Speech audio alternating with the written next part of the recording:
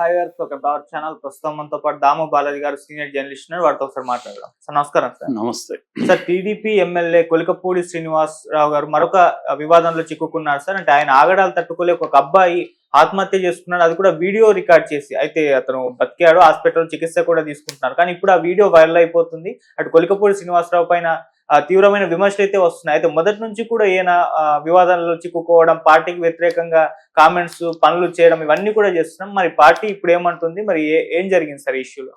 కొలికపూడి శ్రీనివాసన్ ముందు నుంచి కూడా ఆయన వివాదాస్పద వ్యక్తి. గతంలో కూడా ఆయన బీజేపీ నాయకుడిని లైవ్ లో చెప్పుతో కొట్టాడు. దాని తర్వాత ఆర్జీవి తలకు ₹1,00,00,000 ప్రకటించాడు. ఆర్జీవి తల తీసుకొస్తే ₹1,00,00,000 ఇస్తానని.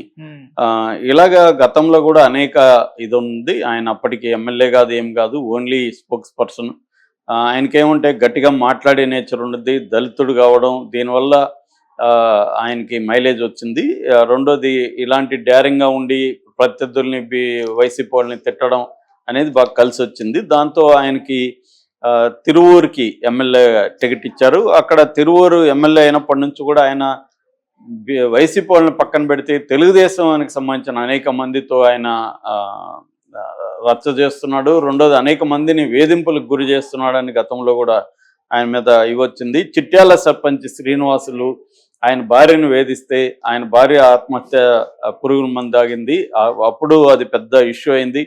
దాని తర్వాత కొండూరు మండలం గోపాలపురంలో ఒక రహదారి విషయమై గిరిజన ఫ్యామిలీస్ మధ్య గొడవ వస్తే ఈయన వెళ్ళి అక్కడ బూక్యా కృష్ణ చెట్టి అనే భార్యాభర్తల మీద చేసుకుని బూక్యా కృష్ణను కొట్టాడు.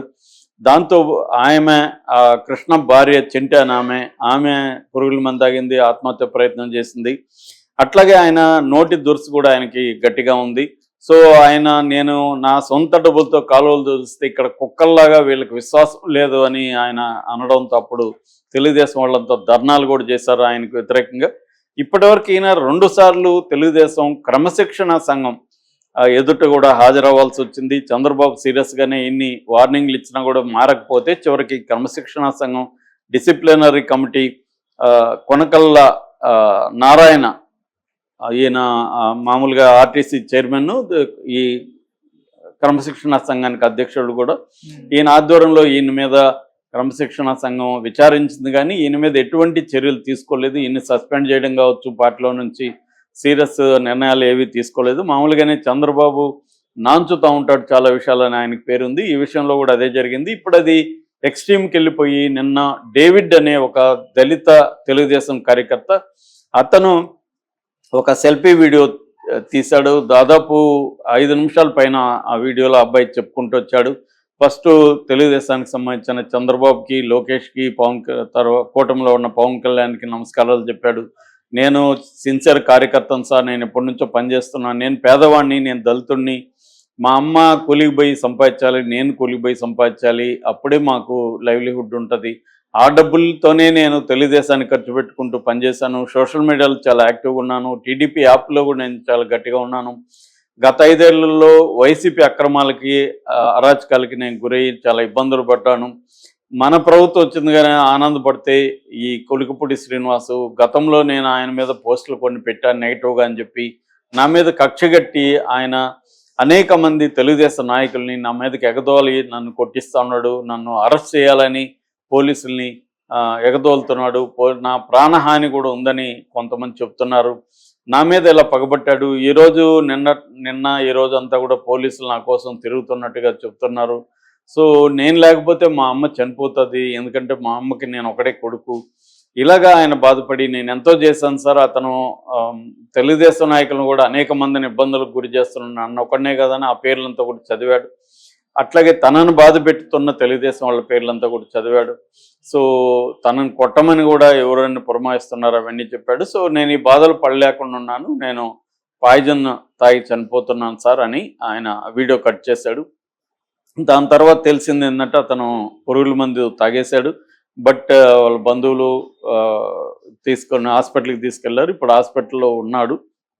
అతని కండిషన్ అయితే సీరియస్గా ఉందని చెప్తున్నారు. ఇదొక్కసారిగా మళ్ళీ వైరల్ అయింది. అంటే మనకి తెలుగుదేశం కూటమి ప్రభుత్వం వచ్చినాక ఎమ్మెల్యేల అరాచకాలు అనేవి బాగా పెరుగుతున్నాయని తెలుగుదేశానికి సంబంధించిన ఈనాడు జ్యోతిని విపరీతంగా రాస్తున్నారు.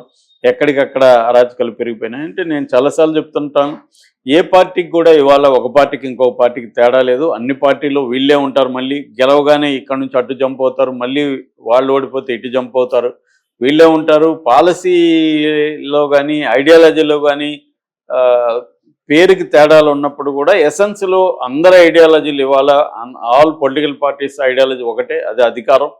అధికారం కోసం ఏమైనా చేయొచ్చు. మామూలుగా గాంధీ అన్న ఫిలాసఫీలో ఏంటంటే, మనం చేరుకునే మార్గం చేరుకునే గమ్యం వెళ్ళే మార్గం రెండు కూడా పర్ఫెక్ట్ ఉండాలి.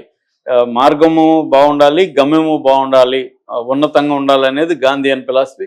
కమ్యూనిస్టులు ఏం చెప్తారంటే, గోల్ మంచిదైతే మార్గం ఏదైనా ఓకే, గోల్ ఏ రూట్లో అయినా గోల్ చేరుకోవడం అనేది ఇంపార్టెంట్. గోల్ మంచిదిగా ఉండాలి తప్ప మార్గాలు ఏవైనా ఒకటే అనేది కమ్యూనిస్టుల సిద్ధాంతం. ఇవాళ రాజకీయ నాయకుల సిద్ధాంతం గోల్ బాగుండాల్సిన అవసరం లేదు, మార్గం కూడా బాగుండాల్సిన అవసరం లేదు. గోల్ అంటే మన గోలే, మన అధికారము, మన డబ్బు, మన పరపతి, ఇదే గోలు. దీన్ని రీచ్ అవ్వడానికి ఏమన్నా చేయొచ్చు.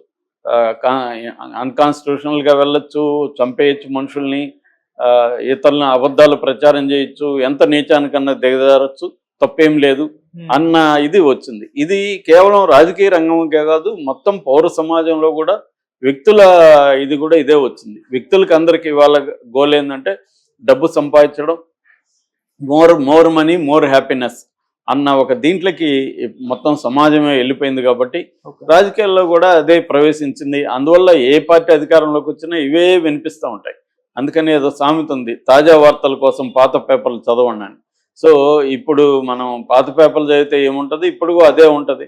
ఏమీ తేడా లేదు. గతంలో వైసీపీ, ఇప్పుడు కూటమి ప్రభుత్వం తప్ప కింది స్థాయిలో ఏమీ లేదు. అదే ఎమ్మెల్యేలు, అదే నాయకులు, వాళ్ళు మళ్ళీ డబ్బులు సంపాదించుకోవడం కోసం ప్రజల్ని, కార్యకర్తలను ఇబ్బందులు పెడుతున్నారు. అప్పుడు జగన్ పరిపాలనలో కార్యకర్తలు ఎంత ఇబ్బందులు పడుతున్నారు, ఇప్పుడు కూటమి ప్రభుత్వంలో కూడా కార్యకర్తలు అంతే ఇబ్బంది పడుతున్నారు. కార్యకర్తలు చేసుకోవాలి. ఎలాంటి కార్యకర్తలు ముఖ్యంగా డేవిడ్ లాంటి పేద కార్యకర్తలు కష్టపడతారు.